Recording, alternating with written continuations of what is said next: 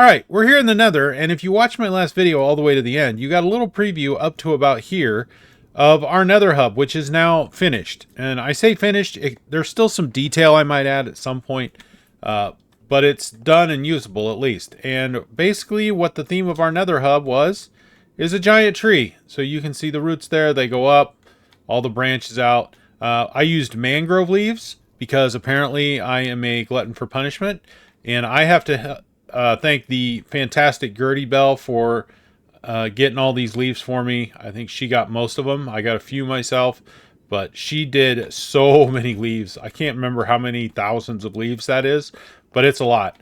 I also want to make sure I thank Sunny Spacecraft, who did a lot of work in here. Iondas helped a little bit. I know Kuzza helped get some materials. If I left anybody out, I don't mean to, but those definitely helped at some point or another. But if we go in here, here's the central hub. Basically, there is a portal on each side that goes to the portal on the overworld. This is kind of a Japanese pagoda type theme, a little bit. That wasn't exactly what I was going for, but I just liked the way this looked, and so we did it.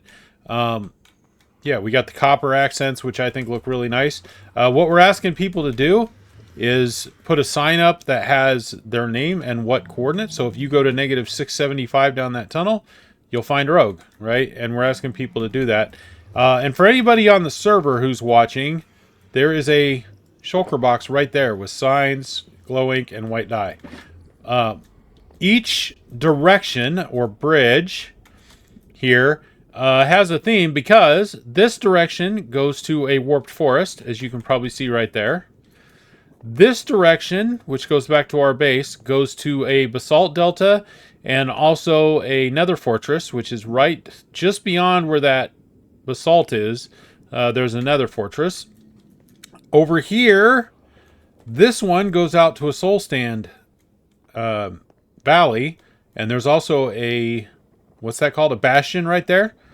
So that's why this one's themed this way. And then the last one over here obviously goes out to the Crimson Forest, which you can see over there. Basically right now the tunnels are just glass. I did intend to go every 100 blocks or so and put another one of these rings, or maybe even closer. I will get to that at one point, but right now I am tired of the Nether. I spent 4 or 5 months in here getting all this done. There was a lot of stuff to clear out. This is my favorite view, I think. I have a mod on that turns off the nether fog, which helps. But I thought our nether spawn was just beautiful. This view right here is, I think, fantastic. You can see all the way down, what would that be? The west tunnel? No. This is east tunnel. That's south tunnel over there, I think. Anyway, regardless, you can see all the way down there. It's so open, and I just think it looked really good. The one disadvantage to doing this is this was a giant lava pool when we started, so I had to drain all the lava. Yeah, if we go to the middle, we'll go down here, and I need to find a better way to get down here, but for now, this is what we have. Yeah, so here's our soul sand pass. So if you got soul speed, you can run really fast down here, and those go all the way out as well if anybody wants to use them. This does go all the way up. We'll go up on top of the pagoda just to see that real quick. So you can see the roof a little bit. It looks about like you'd expect it to, probably. But yeah, we got these copper supports going down. We've got it all spawn-proofed as much as possible up here. I didn't need stuff crawling around up here. So this is all lower slabs and buttons and stairs and things. So there shouldn't be anything spawning up here, hopefully. There's that. If you go on up the ladder, you can get all the way to the nether roof. That's kind of unfinished, but you can get up there that way. You could also, I probably should make a flying path up there, which I might do at some point. Now, I'm going to go down to the bottom and show you what the floor looks like, but it's really unfinished down here, so we're just going to skip to that part. Okay, so here we are on the floor of the nether hub.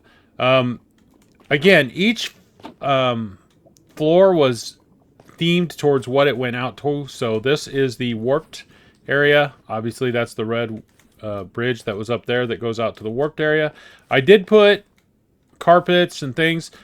I don't care that like piglins and stuff spawn down here, but I did not want any gas in here. I have had enough gas for 8 seasons building this thing, and I don't want any more. So that's what we did. And I haven't seen any spawn in here for quite a while, so that's good. I see I need to bring the glass down over here. Forgot to do that. This is the warped side, so this is all warped wart and things. Threw a little basalt wall in there, which I thought was cool. We let some blackstone come up through right there, which I thought was kind of cool. What else we got? I really like the elevation change we put in here. It goes up, it goes down, etc. All the lava is covered in glass, just in case somebody falls in here or whatever, they don't lose all their stuff. So that was just to make things a little easier. Here's the basalt delta. Goes out to that. And we've got some stuff in there to make that look better. This lava took forever. This was probably... Clearing the lava out and then putting this lava back in probably took me as much time as anything. And then over here we've got just what goes out to the main... what is out here? I think this is the Soul Sand Valley area out here. Yeah, it is. I did have Soul Sand down here. The only problem is if you try to spawn proof on top of Soul Sand, I couldn't find anything that looked good that I could really put in here. So we just went with regular nether rack over here because we could do the crimson stuff on top, which blends in really well. Yeah, so that's that. And we got this little plateau, which I thought worked really well. One less thing I had to dig out too, so I was a little bit lazy. We put a little dam over there to hold back the lava. I had that in my design originally that I had just played around with, but a couple people liked it, so I left it in. We've got this pipe dumping lava out of the wall down into this stream, and then it flows down this waterfall into that little pool down there. And we use some dirt and some path blocks. Obviously, they're non-spawnable, and just kind of like the lava burned it up somehow. I'm not sure exactly what the story is there. Later, I did intend to put like some giant flowers and mushrooms and stuff in here. So we may put that detail in later, but again, I was just really tired of working in here. So I just took a little break, and we'll come back and pretty it up later if we want to. So Iondis actually sent me some schematics of some like torch flowers and stuff that she did in a world that I might copy. So we might throw some of those in there because I think they'll look really good. I also had a pattern for some giant mushrooms that I didn't use. We may put some of those in there too, just to liven this up a little bit. But yeah. Here you can get a little better view of the tree. We put some little veins of warped wood and what are those?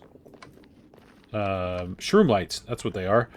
Almost like the tree has like a I don't know, a lifeline or something running through it. We also mixed in some crimson. So as you go around the tree, you'll see some warped and some crimson lines as you go. You know, we threw some lichen in there. It'll brighten it up. We've got the vines, which we probably need to do some vine trimming and control, but it doesn't look terrible. It's also a really interesting way to try to get up in the tree if you want. We've got the crimson vines mixed in as well. So I think this turned out really well. Like I said, I spent a lot of time on it. I have a ton of deaths from this. Gas blew me up a bunch of times. Piglins. I accidentally hit some zombie piglins at times. What else happened while I was out here? I died in lava I don't know how many times. For a good amount of time, I was not wearing armor when I was doing this because I was going to fall in lava and lose it anyway. So I just got a full suit of armor back after I finished this project. So I had to do some enchanting. Yeah, I think that pretty much sums it up. We got the travel methods, the tunnels, the kind of mappage. So yeah, that's the Nether hub.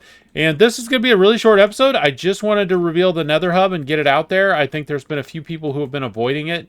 And I thank them for that, to kind of keep this a secret until I had revealed it and showed it off.